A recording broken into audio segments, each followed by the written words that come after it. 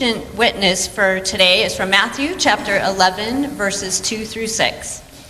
When John was in prison, he heard about the works the Messiah was performing and sent a message by way of his disciples to ask Jesus, "Are you the one who has come, or do we look for another?"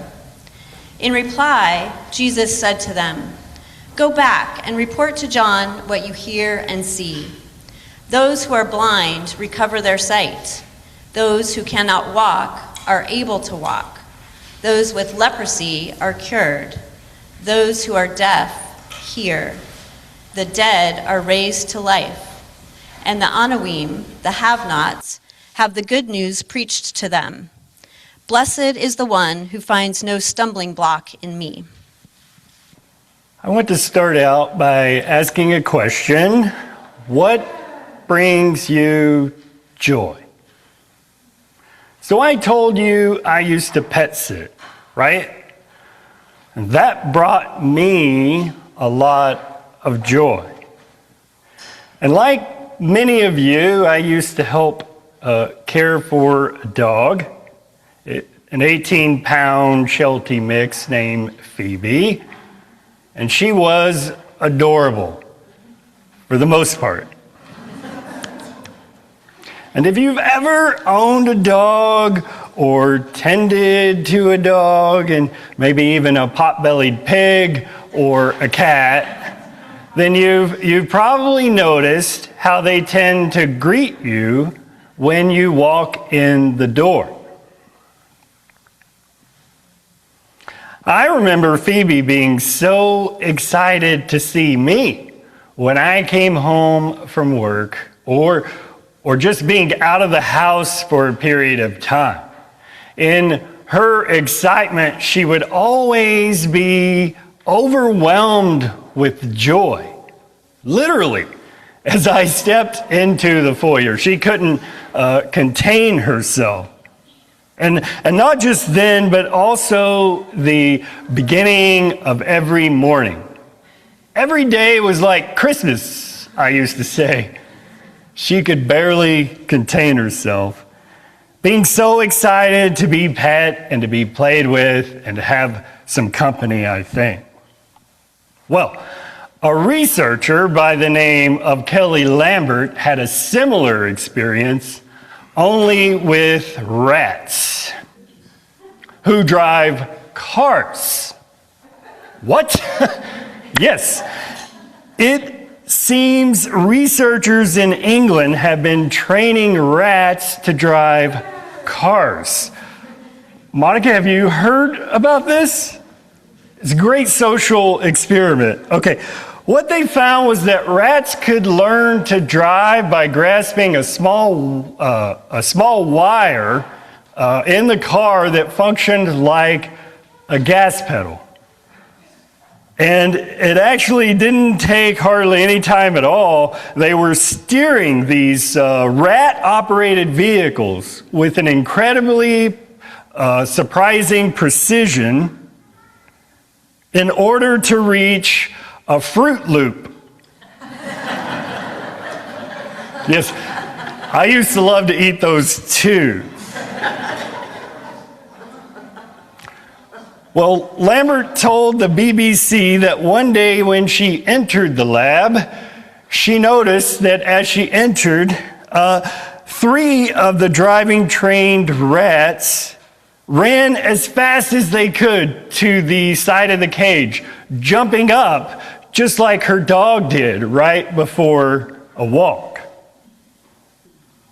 Now, interestingly enough, the rats learned how to drive these rat-operated vehicles that were designed by a robotics class. Yes, thank you. Yes, I read this report July of last year, about the time I got here. Anywho, the scientists learned about how anticipatory joy affects the brain's ability to cope and function. More on that later. Well, one of the purposes of Advent is to tap back into joy. And today marks the third Sunday of Advent. It's a day to reflect on the joy that God's love brings. And Advent is a season about waiting and preparing for Christmas, which is itself a small taste of the reign of God to come. And part of how we draw on joy is to put up a Christmas tree. I trust many of you have done that. If you haven't, well, no worries. There's no better time than today. And not because there are only so many more shopping days left in the year, but because today is the day for joy. And what joy these Christmas trees bring, casting their rainbow-colored light into the dark shadows of night. Well, turning to our ancient witness for the day, I'm not sure if John the Baptizer still has joy. He's been arrested and imprisoned for publicly criticizing the governor of Judea. And if you're familiar with it, John, he's the one who recognized Jesus to be the long-awaited Messiah. Now, the Jewish people of Jesus' time associated this figure called the Messiah with the coming of a new age or era in time where God's rule of love will reign supreme. Now, Jesus, being Jewish, was very rooted in his ancient faith tradition of God's love and God's justice. He knows about the long history of Hebrew prophets who openly criticize the unjust systems that tend to dominate people's lives. And he also was well versed in the ancient vision of God's coming reign of love. It's a new era where the redeemed shall return to Zion with singing and everlasting joy, as the prophet Isaiah put it.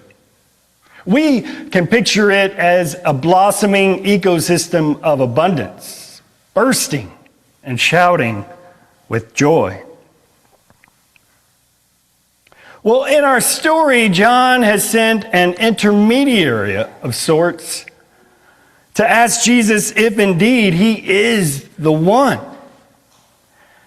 And judging by the way he's asking the question, it seems that John is just not quite sure anymore. So he's essentially questioning his own faith here in Jesus. I mean, he's heard about what Jesus is doing, about his acts of mercy and compassion, but nothing seems to have changed in John's eyes. And when you think about it, John's question to Jesus is at the very heart of our own faith. Yet, he's not just saying, "Aren't you the one?"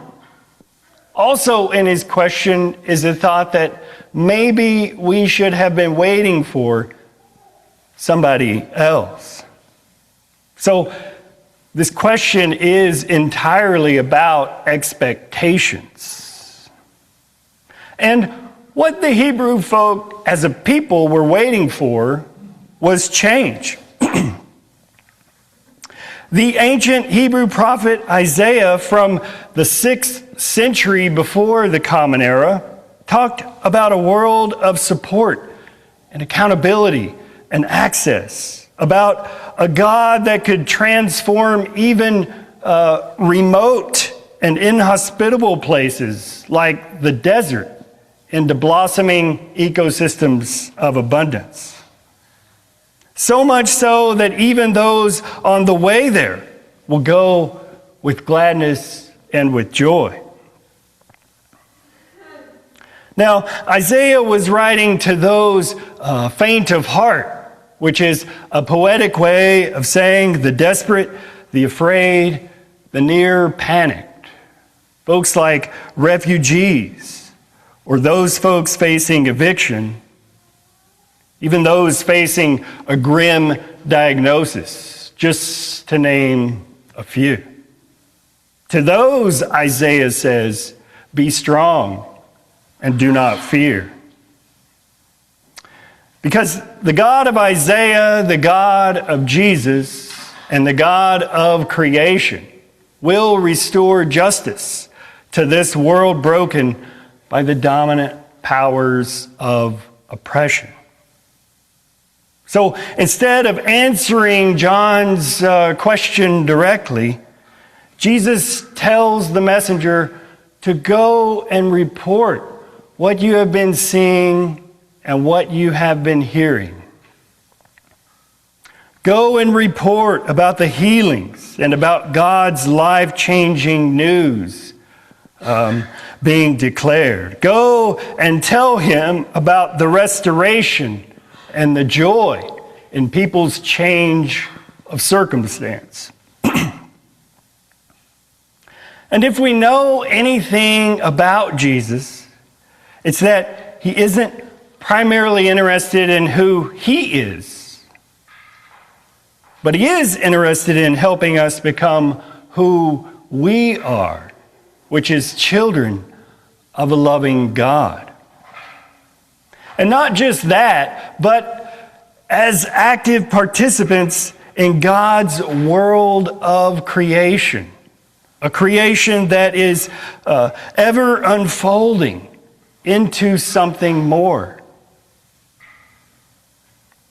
Like an ecosystem that we are inside of, that place within which we live and we move and we have our being. Jesus says, go and tell what you are seeing and hearing. So for Jesus, the question really isn't, am I the one, am I the long-awaited Messiah? I think he saw himself as just one prophetic player in the long relay of time. So the question is better framed as, has the time yet arrived? Because the new day of God's justice and God's equity is already breaking through. The joy of Christmas is that Jesus has come to usher in a new day of God's love and justice to reign throughout the earth. And it may have come 2,000 years ago, but we can take comfort that it keeps coming again and again and again, breaking through the systems that dominate. The day that the Hebrew prophet Isaiah spoke about so long ago, the wild and the arid spaces shall be glad. The desert shall rejoice and blossom. Like the crocus, it shall blossom abundantly and rejoice with joy and singing. So for Jesus, it's not about the person or one person arriving. It's about the signs of life and love and declaring the good news of what's begun and what's yet to come.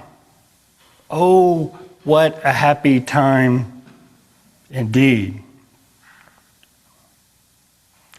But it's more than that. It's more than happiness, right? Because there's a difference between happiness and joy. Henry Nouwen writes that while happiness usually depends on circumstance, joy runs much deeper. He says, joy is the experience of knowing that we are unconditionally loved and that nothing, sickness, nor failure, nor emotional distress, nor oppression, nor war or even death can take that love away, he says. Rather than being an emotion or a mood, Joy is something deeper and wider. It's not really something inside us, but rather something we might find ourselves inside in this ecosystem of creation.